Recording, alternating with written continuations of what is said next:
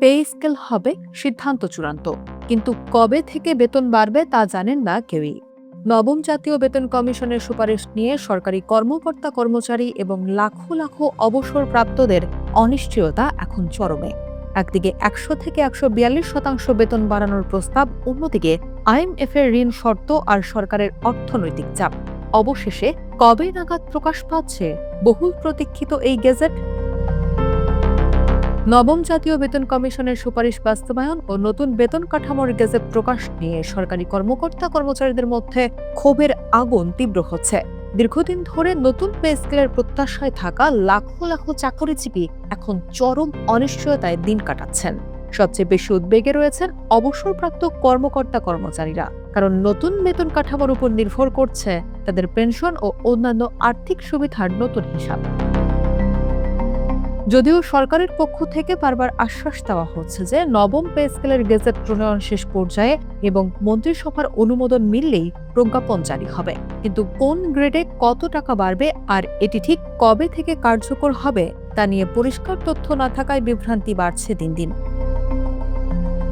সম্প্রতি মন্ত্রিপরিষদ সচিবের নেতৃত্বে সচিব কমিটির একটি গুরুত্বপূর্ণ বৈঠক অনুষ্ঠিত হলেও সেখানে অর্থ সচিবের অনুপস্থিতি সরকারি চাকরিজীবীদের মধ্যে নতুন করে প্রশ্নের জন্ম দিয়েছে।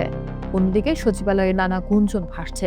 বাণিজ্য ও শ্রম মন্ত্রণালয়ের একাধিক কর্মকর্তার মতে গেজেট প্রকাশ না হওয়া পর্যন্ত এই দুশ্চিন্তা কাটছে না। কেউ কেউ আশঙ্কা করছেন বিশ্ববাজারে জ্বালানি তেলের দাম বৃদ্ধি, মূল্যস্ফীতি এবং অর্থনৈতিক চাপের কারণে নতুন বেতন কাঠামোর পুরো সুবিধা পাওয়া যাবে কিনা। এমনকি গণমাধ্যমে খবর এসেছে আইএমএফ এর পরবর্তী প্রতিনিধি দলের সফর এবং ঋণ কর্মসূচির আলোচনার উপরও পে স্কেলের প্রভাব নির্ভর করতে পারে, যা গেজেট প্রকাশকে নভেম্বর পর্যন্ত পিছিয়ে দেওয়ার গুঞ্জন তৈরি করেছে। অথচ জাকির আহমেদ খানের নেতৃত্বাধীন বেতন কমিশন সর্বনিম্ন বেতন ৮,২৫০ টাকা থেকে বাড়িয়ে ২০,০০০ এবং সর্বোচ্চ বেতন ১,৬০,০০০ টাকা করার সুপারিশ করেছিল। কিন্তু বর্তমান অর্থনৈতিক বাস্তবতা, রাজস্ব ঘাটতি এবং বাজেট সক্ষমতার কথা চিন্তা করে সরকার কমিশনটির সুপারিশ হুবহু বাস্তবায়ন না করে পুনর্বিবেচনা করছে। এর জন্য অন্তর্বর্তীকালীন ব্যবস্থার পর গঠিত উচ্চ পর্যায়ের রিভিউ কমিটি এবং সম্প্রতি অর্থমন্ত্রী আমির খসরু মাহমুদ চৌধুরীকে প্রধান করে গঠিত জুডিশিয়াল সার্ভিস পে কমিশন সার্বিক বিষয়ে পর্যালোচনা করছে। সরকারি অনেক কর্মকর্তার স্পষ্ট কথা, অর্থমন্ত্রী বাজেটে ঘোষণা দিয়েছেন, তাই পে স্কেল দিতেই হবে।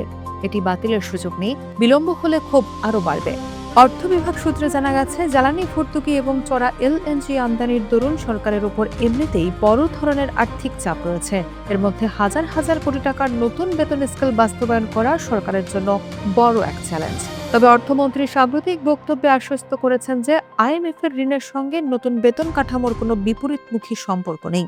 অতি দ্রুতই মন্ত্রিসভার অনুমোদন শেষে প্রজ্ঞাপন জারি হবে। এখন দেখার বিষয়, একদিকে দেশের অর্থনৈতিক সক্ষমতা ধরে রাখা আর অন্যদিকে লক্ষ লক্ষ সরকারি কর্মচারী ও পেনশনভোগীদের প্রত্যাশা পূরণ। এই দুয়ের মধ্যে সরকার কিভাবে ভারসাম্য রক্ষা করে এবং চূড়ান্ত গেজেটে কার্যকরের তারিখ কি নির্ধারণ করে।